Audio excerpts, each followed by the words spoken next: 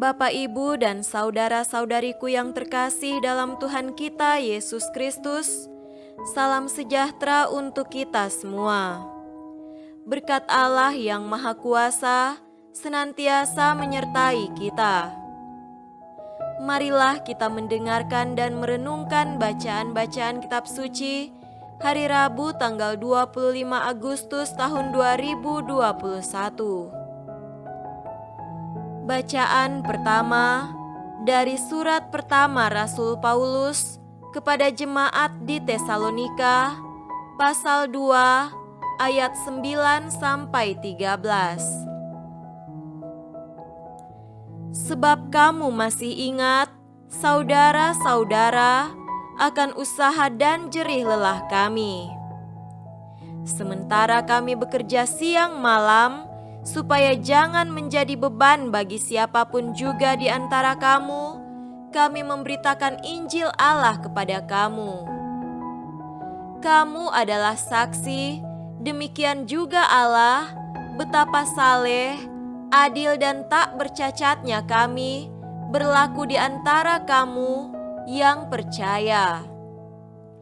Kamu tahu betapa kami, seperti bapa terhadap anak-anaknya, telah menasihati kamu dan menguatkan hatimu seorang demi seorang, dan meminta dengan sangat supaya kamu hidup sesuai dengan kehendak Allah yang memanggil kamu ke dalam kerajaan dan kemuliaan-Nya. Dan karena itulah kami tidak putus-putusnya mengucap syukur juga kepada Allah, sebab kamu telah menerima firman Allah yang kami beritakan itu bukan sebagai perkataan manusia, tetapi dan memang sungguh-sungguh demikian sebagai firman Allah yang bekerja juga di dalam kamu yang percaya. Demikianlah sabda Tuhan. Syukur kepada Allah.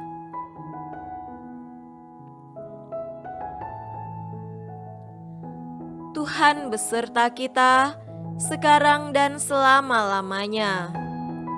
Inilah Injil Yesus Kristus menurut Matius. Dimuliakanlah Tuhan. Injil Matius pasal 23 ayat 27 sampai 32. Celakalah kamu, hai ahli-ahli Taurat dan orang-orang Farisi, hai kamu orang-orang munafik, sebab kamu sama seperti kuburan yang dilabur putih, yang sebelah luarnya memang bersih tampaknya, tetapi yang sebelah dalamnya penuh tulang belulang dan pelbagai jenis kotoran. Demikian jugalah kamu, di sebelah luar kamu tampaknya benar di mata orang, tetapi di sebelah dalam kamu penuh kemunafikan dan kedurjanaan. Celakalah kamu, hai ahli-ahli Taurat dan orang-orang Farisi, hai kamu orang-orang munafik, sebab kamu membangun makam nabi-nabi dan memperindah tugu orang-orang saleh dan berkata, jika kami hidup di zaman nenek moyang kita, tentulah kami tidak ikut dengan mereka dalam pembunuhan nabi-nabi itu. Tetapi dengan demikian, kamu bersaksi terhadap diri kamu sendiri bahwa kamu adalah keturunan pembunuh nabi-nabi itu. Jadi, penuhilah juga takaran nenek moyangmu. Demikianlah Injil Tuhan. Terpujilah Kristus.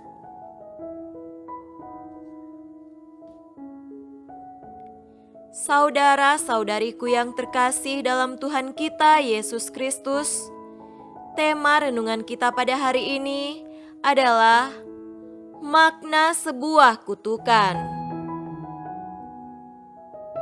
Dalam sejarah gereja, kutukan menjadi bentuk penegasan yang menutup suatu pernyataan tentang kebenaran iman. Barang siapa menolak kebenaran iman yang ditegaskan dalam pernyataan berikut ini, anatemasit atau terkutuklah dia. Kutukan tersebut bukanlah ungkapan kehendak gereja untuk mencelakakan seseorang, tetapi menunjuk nasib orang yang menempatkan dirinya dalam kesalahan. Siapa yang bertegar hati mengikuti yang salah, ia menempatkan dirinya sendiri di bawah kutuk kesalahan itu. Dalam cara gereja merumuskan ajaran yang tegas dan jelas, kutukan adalah warning dan panggilan untuk bertobat. Saudara-saudariku yang terkasih, pada hari ini bacaan Injil Matius membuat kata-kata celaka atau kutukan yang disampaikan Tuhan Yesus kepada para pemimpin agama Yahudi.